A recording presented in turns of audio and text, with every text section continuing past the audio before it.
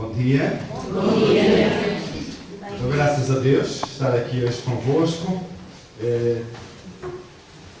porque estes dois últimos dias têm estado meio adoentado, tive que fazer uma série de exames, mas Deus é grande e misericordioso e permitiu também que eu estivesse aqui mais para partilhar convosco, de facto, esta minha experiência de família e vou tocar alguns aspectos também da minha experiência enquanto marido, enquanto pai, mas também a minha experiência enquanto professor, lido com muitos jovens, enquanto psicólogo também, que atendo muitos casais e jovens também, com algumas dificuldades, e também como responsável do movimento, e que no Porto nós temos uma vez por semana um momento de oração pelas pessoas que estão em dificuldades, que estão doentes, que estão em crise e com muitos problemas, e temos um momento de oração, de cura e de libertação. E é um pouco isto que eu queria partilhar convosco. Eu dividi os ensinamentos nesta parte da manhã, vamos falar muito da crise, dos desafios, e depois da parte da tarde, estratégias, o que é necessário para vivermos em felicidade, alcançarmos a felicidade com alegria, com entusiasmo e com aquilo também que nos realiza, não é? Temos de ser seres felizes e que vão em busca da perfeição. Então, eu gostava de vos dizer que, em primeiro lugar, em todo o Antigo Testamento, nós também encontramos centenas de desafios à família e que a família tem que superar. E estes desafios permanecem nos tempos atuais. E tal como a Igreja nos tem advertido, o Padre Matos também o faz, mas a Igreja tem-nos advertido para a tragédia desta época, que é uma humanidade que está a perder o sentido do pecado. Não é? E, portanto, a Reconciliar-te Penitência, no número 18, fala-nos nisto. Nós estamos a perder o sentido do pecado e isto é uma tragédia, uma tragédia. Isto é uma geração que chama bom ao que é mau e o que é mau ao que é bom. Não é? E, portanto, esta é a oposição mais sofisticada, mais bem disfarçada que se pode fazer à família, a este núcleo central que é a família. Mas eu vou-vos falar destas novas ameaças letais que aparecem todos os dias. E vou enumerar só aquelas tendências mais perniciosas, isto é, que vai, no fundo, atrofiar o próprio crescimento humano. Não sei se conhecem este ditado em que se diz que o casamento e a mortalha no céu se talham. Conhecem? Ora, sabem o que é que isto quer dizer?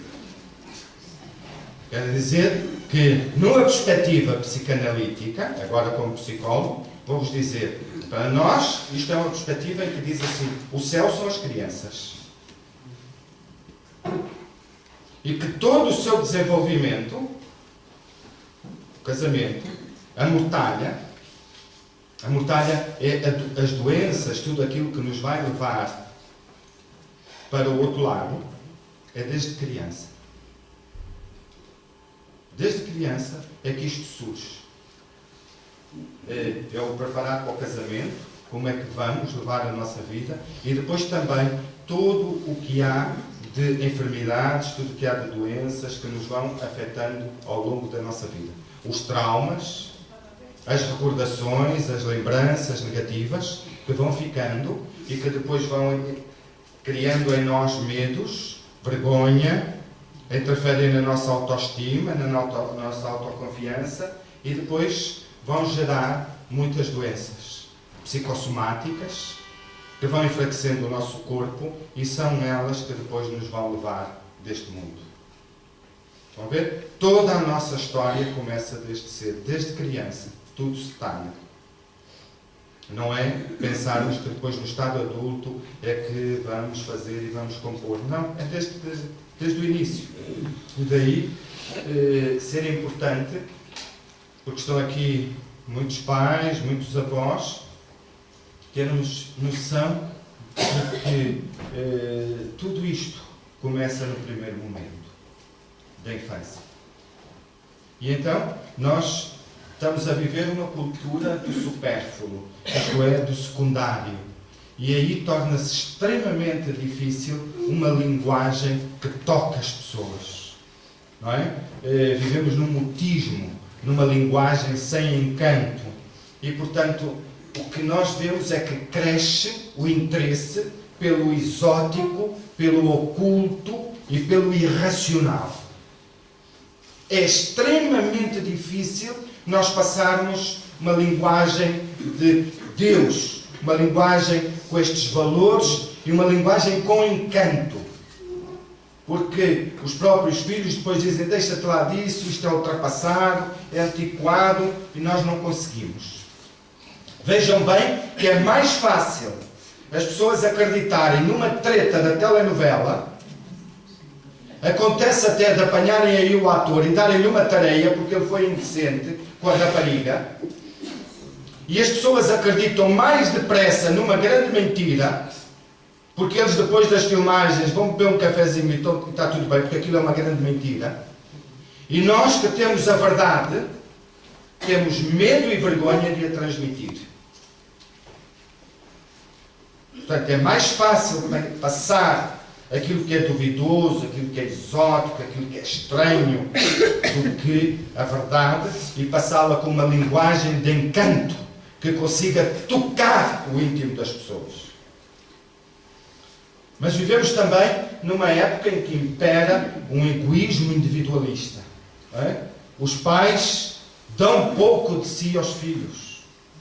E quando eu digo dão pouco, não é só no que diz respeito ao tempo, como também dão pouco das suas emoções. Não se partilha as emoções, muitas vezes o toque, o sorriso, não é? O amor. São tudo emoções extremamente importantes e eu ao longo do dia vou falar muito nisto. O sorriso que toca e que liberta. O toque que é um gesto de solidariedade, em que nos envolvemos, de compaixão, em que nos envolvemos na alegria e no sofrimento do outro. E então, os próprios filhos muitas vezes são egoístas. Porquê? Porque eles são à semelhança dos próprios pais. O que leva a esta perda do sentido da comunidade, como falava o Sr. Padre Matos. A comunidade não é mais do que um círculo da comunhão. E quanto mais perto do centro, mais próximos estamos de Deus e uns dos outros. Não é? E, portanto, esta é uma maravilhosa peregrinação da comunhão. A família é isto mesmo, é uma maravilhosa peregrinação da comunhão. Em que temos que caminhar para o centro, em que o centro é Deus, mas que todos vão confluindo para aí. E não é cada um por si.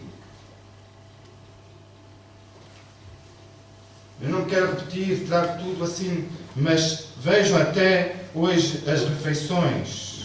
Nós tínhamos pelo menos uma e hoje nem essa fazemos. Não é? Penso que não estou a falar para vocês, mas estou a falar mais para a gente do Porto, que eu conheço e que eu lido. As pessoas chegam ao ponto dos filhos jantarem, porque almoçam nas escolas e por aí fora, a jantar até nos quartos, à frente do computador. Não é? E, portanto, vivemos isto de um egoísmo. As pessoas não partilham, os pais não conhecem as angústias dos filhos, depois ficam muito admirados quando acontecem coisas mais drásticas, quando aparecem as dependências, quando aparecem os suicídios. Os suicídios na juventude em Portugal são assustadores, não é? Nós é que não temos noção nem consciência. É assustador os números. E, portanto, vivemos numa época em que as próprias certezas vacilam, não é? Os valores tradicionais são postos em causa e as verdades vão sendo relativizadas. Aumenta o interesse, por exemplo, pela reencarnação. Não sei se aqui isto acontece. Aumenta o interesse pela inquietação do fim do mundo, a sedução pelas pesquisas astrológicas e dos místicos do Oriente, a exploração do espaço interior, muitas vezes por vias da meditação e de técnicas psicológicas. Vejam o que se vende aí de livros e de coisas do controle da mente, da hipnose. As pessoas são atraídas e seduzidas para isto. Mas isto é, de facto, um egoísmo muito grande. Muito grande. Vivemos numa cultura da ausência de Deus, em que o cristianismo empalideceu. Nós estamos sem notícias de esperança, sem notícias de Deus. Se calhar estamos um pouco assim como o tempo, parece um outono, um inverno da fé. Em muitos locais, em muitas famílias, é o que existe. E depois isto leva, muitas vezes, àquilo que nós chamamos de uma opressão espiritual. Uma opressão espiritual que pode ocorrer quando uma pessoa procura um conhecimento sobrenatural, uma proteção ou uma energia, que as pessoas falam muito nisto, procuram uma proteção ou uma energia por meios ocultos. E vou-vos dar alguns exemplos. Algumas maneiras comuns de buscar o poder do oculto. Hoje temos cada vez mais situações destas, em que as pessoas buscam o poder do oculto. E aqui inclui-se, por exemplo, as feitiçarias e a magia. Mas também não buscam só o poder do oculto. As pessoas também buscam o conhecimento do oculto. E buscam este conhecimento do oculto através da adivinhação, através do espiritismo.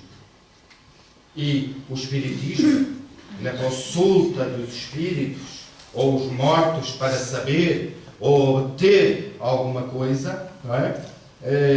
Leva-nos, de facto, a situações extremamente graves. Extremamente graves, como eu vou dizer-vos daqui a bocado. Mas também existem muitas formas de adivinhação. Não é? Muitas formas de adivinhação. E aqui nós incluímos a astrologia, as cartas do tarô, não é? A leitura das mãos, a clarividência, a geomância. Tudo isto são que dão às pessoas um conhecimento falso ou traiçoeiro de outras pessoas e eventos. Não é? Esta é aquilo que nós chamamos de opressão do oculto. E vocês dizem, e qual é o poder disto nas famílias? É aquilo que eu vos dizia, basta um para depois contaminar toda a família. Basta um. Basta a procura. Não é? Vejam que a mãe começou a ver lá na Maria, não é? Os signos e por aí fora, e depois os filhos também vão embarcando nisto. E leem mais depressa os signos do que a palavra de Deus. São coisas que a gente vai passando, às vezes de uma forma inconsciente, mas que elas vão ficando.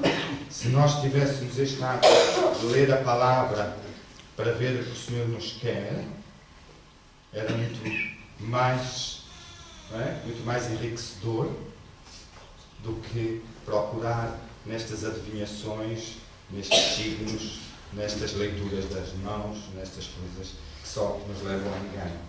E por isso, esta opressão do oculto é uma influência demoníaca que oculta as dificuldades e o progresso da vida espiritual da própria pessoa e da própria família. Da própria pessoa e da própria família. A maior parte dos casos que eu tenho em termos destas quartas-feiras que nós rezamos foram de pessoas que andaram nestas vidas e que acabaram por contaminar a própria família e os próprios filhos. Mesmo no meu consultório, recebo muita gente enviada por psiquiatras, por médicos, que dizem, olha, daqui já não há mais nada, procure outra coisa, porque eu já fizemos os exames todos, já fizemos as terapias todas, já utilizamos toda a medicação e eu não arranjo solução. E então, tem a ver com este envolvimento com o oculto. Com este envolvimento. E ele é perigoso porque pode ligar e submeter a pessoa a espíritos malignos. E estes espíritos podem usar o envolvimento da pessoa com o oculto para trazer um benefício aparente.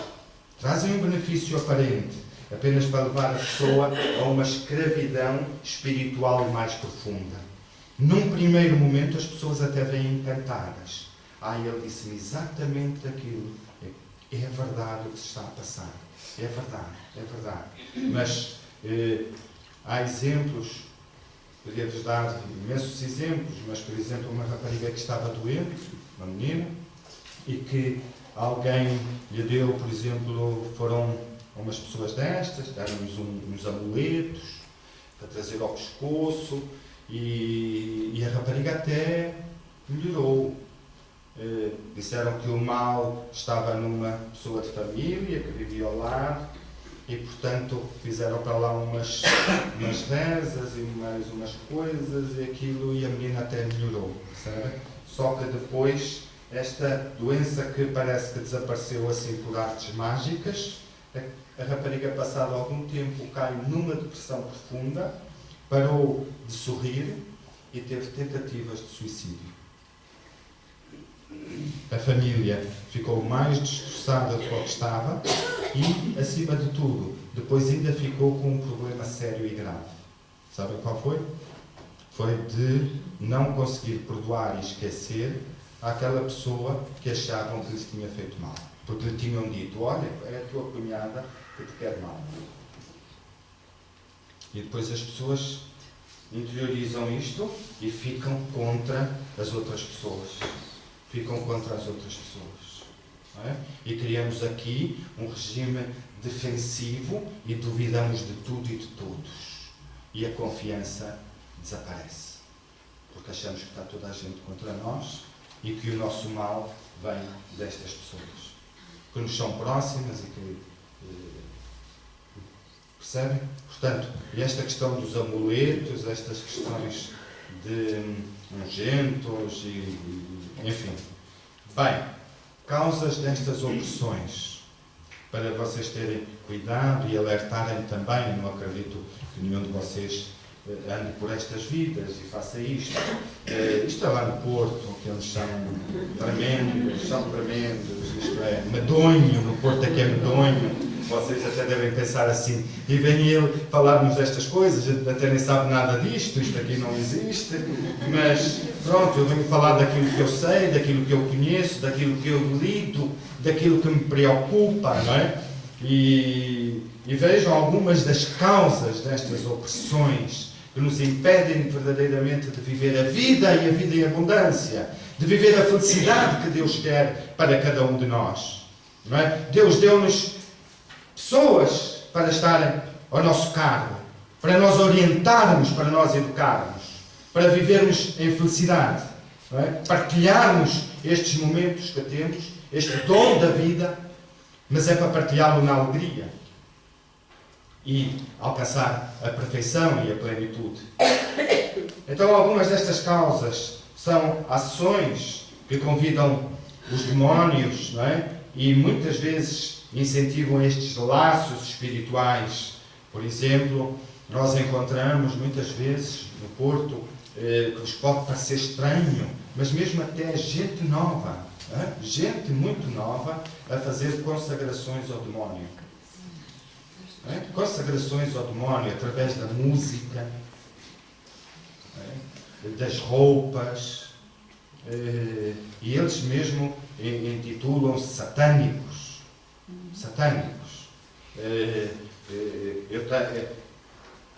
Como eu vos disse, eu lido com muita gente nova e a gente vai vendo alguns símbolos, algumas roupas que são próprios disso, algumas letras, alguns grupos, não é? Que temos para aí, em que as próprias letras incentivam a isto, a uma entrega ao demónio, uma consagração a Satanás, pactos até com sangue, que são extremamente difíceis depois há libertação, claro que há, que o poder de Deus, o sangue preciosíssimo de Jesus Cristo, lava estes pactos. Mas existem muitos pactos. E gente culta. Nós estamos a falar de gente ignorante, não é? Estamos a falar de gente culta que faz isto para alcançar benefícios, para alcançar poder, para atingir determinados cargos. E vivem com isto, certo? Portanto, ordens esotéricas, sociedades secretas, a New Age que é tremenda, que é uma coisa que entra assim devagarinho, que no início parece que se estranha, como diz o poeta, mas depois entranha-se. E é tremendo, a New Age está em tudo, está na música, está no cinema, está na literatura. Muita literatura de cordel que temos para aí, não é? A Solnado, Paulo Coelho, estes livros que se vendem nas estações de serviço dos anjos e por aí fora, isto é tudo New Age, que o objetivo é retirar Jesus Cristo. Eles apresentam uma nova era, agora é que vem a era da salvação, agora é que vem a era da felicidade. Até agora nada serviu, vem a nova era. E então é tirar Deus do centro para colocar o homem no centro.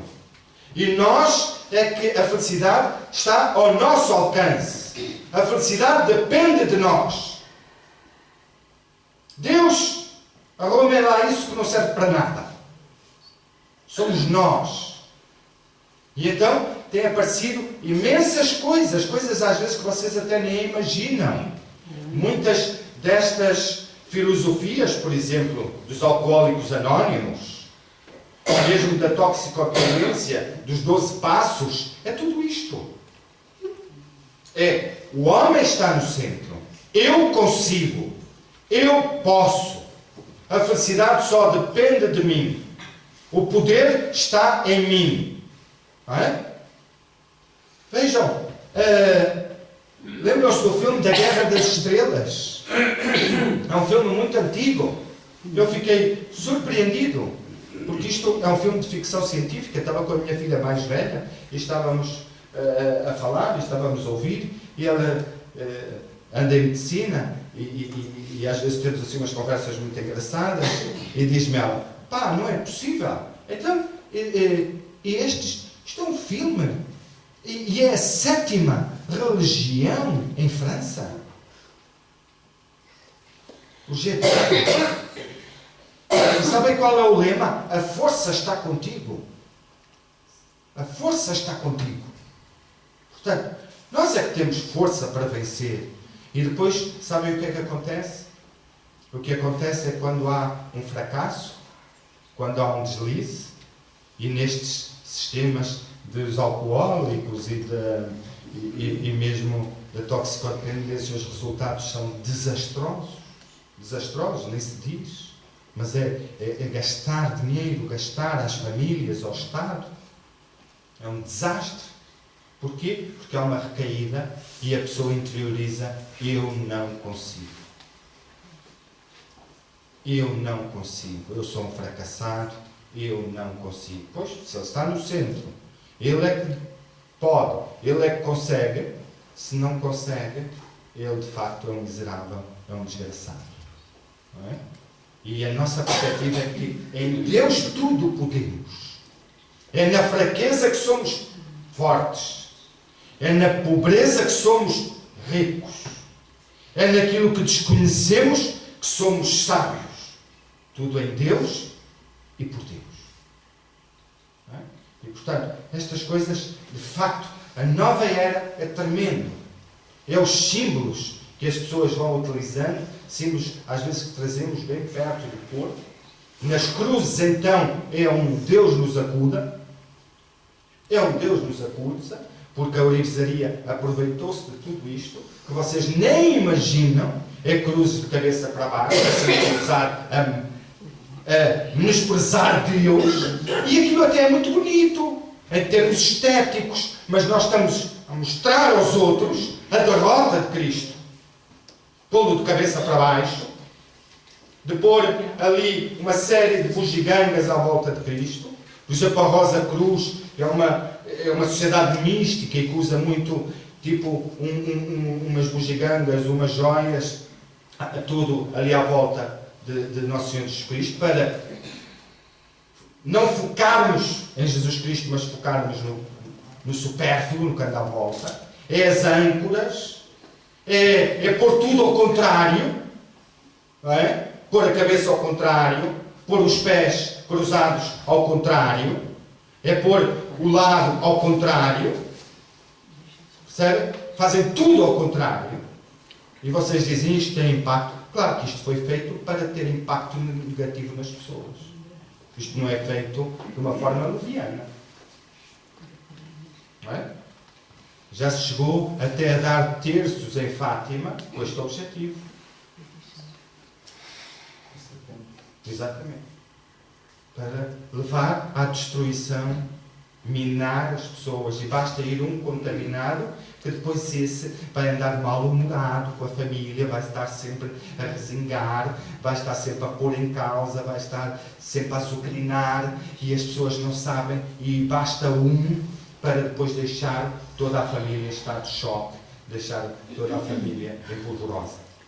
E, portanto, a maçonaria, vejam o poder da maçonaria, que está em tudo o quanto é poder no nosso país, desde os ministros, sei lá o quê, a diretores, a chefes de serviço, é tudo minado, é tudo contaminado, uns convidam os outros para ficar tudo sobre este domínio, sociedades secretas, e que depois às vezes até usam a Bíblia para fazer juramentos, mas são os juramentos que eles querem.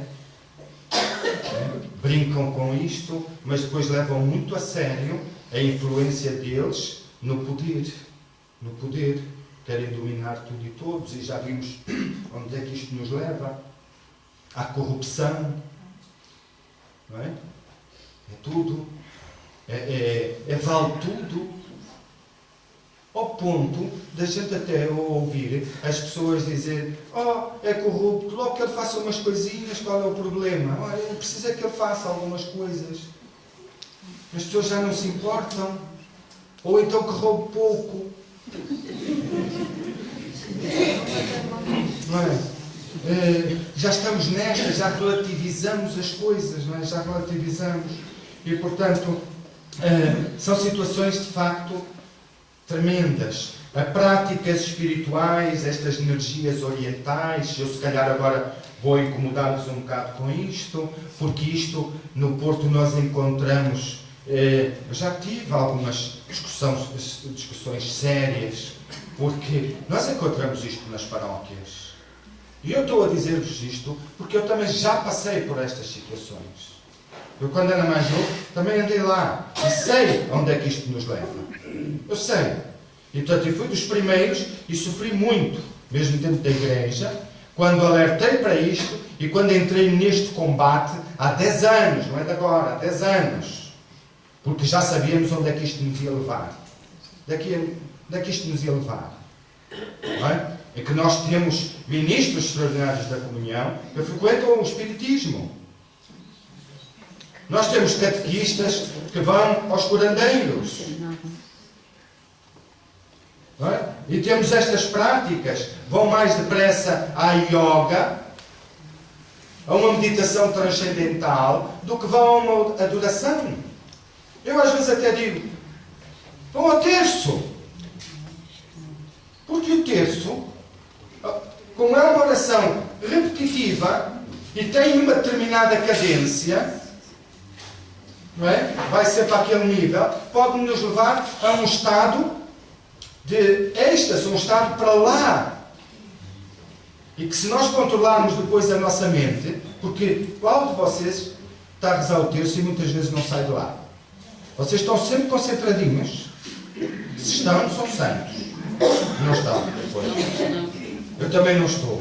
Portanto, se nós concentrarmos, nós conseguimos com uma adoração entrar num estado de intimidade profunda de Deus. Precisamos lá agora de meditações transcendentais ou de yoga.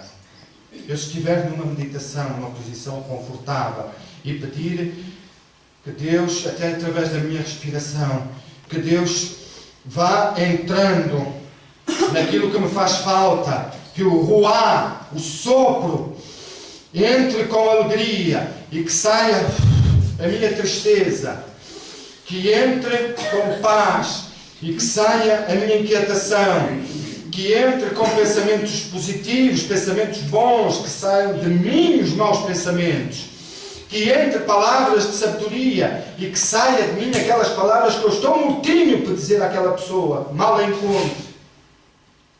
Isto é bem melhor e liberta-me e também vai até relaxando, numa adoração, vai relaxando os meus músculos, os meus tendões e não preciso andar ali com as iogas para trás e para a frente, que são filosofias orientais e que o que pretendem é minar.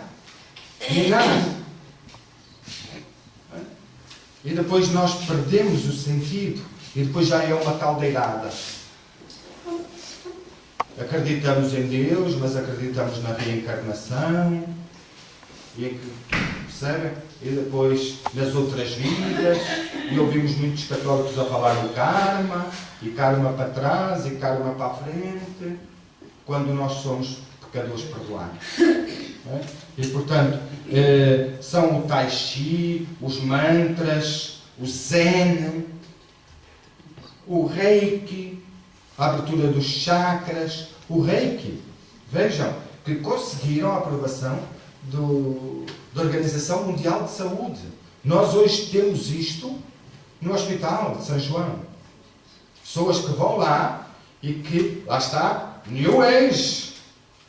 Eu tenho energia. Eu tenho energia. E passo energia às pessoas através da minha mão. E o que é que nós dizemos? Nós dizemos nós somos canais da graça de Deus. Deus é que faz tudo. Ele é que tudo pode. Nós somos meramente instrumentos da graça. E que Deus passa através de nós, através do carisma da cura, dos milagres, da libertação. Mas nós não temos poderes. O poder é de Deus. Mas esta gente tem poderes. E num primeiro momento, as pessoas saem de uma sessão e dizem: aquilo foi relaxante, eu senti aquele toque e parece que estou melhor, e estou isto. Mas depois vejam com o tempo a vida destas pessoas. Vejam com o tempo, o testemunho que elas vão dar. E portanto o Reiki é das coisas neste momento mais perigosas. Porque está a centrar o poder nas pessoas. Não é? Nós temos catequistas que são mestres de Reiki. E como é que é possível dizer às crianças que Jesus Cristo é o único Senhor e o único Salvador? E depois, a seguir, eu vou dizer à pessoa: eu posso te salvar, eu posso te curar. Estas pessoas também vivem numa contradição, numa incoerência. E, portanto, também nunca poderão ser totalmente felizes. Porque dizem uma coisa e fazem outra. Consultar videntes, seguir os conselhos dos curandeiros, né? Dos hipnotizadores, dos leitores das cartas, e por aí fora temos cada vez mais isto. A gente para o carro no Porto e lá está um papel. Tem solução para todos os problemas, resolve tudo e mais alguma coisa. E deixem que vos diga, isto antigamente, os nossos, que a gente dizia que eram as bruxas e por aí fora, são aprendizes de feiticeiros. Ganhavam alguns dinheiritos. E as pessoas vinham de lá contentes, mas depois, pronto, voltavam ao mesmo ou pior. Mas agora estamos a viver uma época muito, muito difícil. Porque está a aparecer gente do Brasil, da África, em que tem um conhecimento destas coisas ancestral. Eles vivem esta questão espiritual há séculos. Usam poderes do oculto tremendos. Tremendos. Tremendo. Fazem coisas absurdas. É que vocês, graças a Deus, vão me dizer, mas isto é uma coisa de loucos, como é que é possível? Pois, até muitos destes curandeiros, vejam que as pessoas, para alcançarem o que querem, até têm relações com eles. Para levarem o poder deles. Hein? Ao ponto que isto chega. E vocês dizem, mas uma pessoa correta, honesta, faz isto? Bem, quantas vocês querem? Não é? Porque antigamente as pessoas procuravam, hoje o problema é que antigamente as pessoas procuravam a solução para o seu problema. Uma cura, um problema profissional, um problema familiar, e às vezes não tinham, de facto, quem as ajudasse. A própria igreja às vezes tinha as portas fechadas. E as pessoas tinham que ir buscar ajuda. E não podemos rejeitar nem criticar essas pessoas. Só que hoje, muita desta gente procura estes curandeiros com muito poder. Sabem para quê? Não é para resolver o seu problema. É para criar problema nos outros. É, eu queria aquele trabalho. Veja lá se faz alguma coisa para aquela pessoa ficar doente, ter um erro tremendo para ser despedido, para eu ficar com aquele cargo. Eu quero o marido daquela sujeita, porque ele tem um cargo importante e ganha muito dinheiro, e eu quero. E não imaginam quanto há disto, hein? Mulheres que eu tenho atendido, às vezes casadas há 30 e há 40 anos, e dizem, doutor, eu não o conheço. No final de 30 ou 40 anos, aparece-me um homem com uma outra personalidade. Eu não o conheço. Porque estas mulheres dão-lhe coisas para comer, dão-lhe objetos, e eles mudam radicalmente. Radicalmente.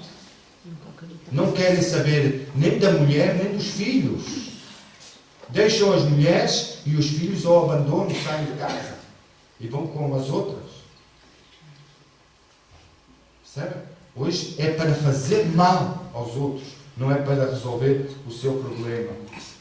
É usar amuletos, é signos do zodíaco, é os chifres, é as patas de coelho, é pedras que se traz de poder, pedras loucas, anéis ou objetos mágicos que dizem que têm energia e que com aquilo vamos ser fortes, vamos ter energia para combater o mal olhar, para combater isto e aquilo e aquilo outro. Mas, meus irmãos, onde é que está o poder? Jesus Cristo. Ele é que é o nosso escudo. Ele é que é a nossa proteção. Ele é que nos dá a espada para derrotarmos todo o mal. E, portanto, estes têm a ver com todas estas situações. E isto vai enfraquecendo a fé, não é? E vai suprimindo o desejo de louvarmos a Deus, de proclamar Jesus como o único Senhor, o único Salvador. E todos estes pensamentos, muitas vezes negativos e obscenos, vão entrando mesmo na mente das pessoas. Não é? E por isso as pessoas muitas vezes não estão confortáveis em lugares religiosos.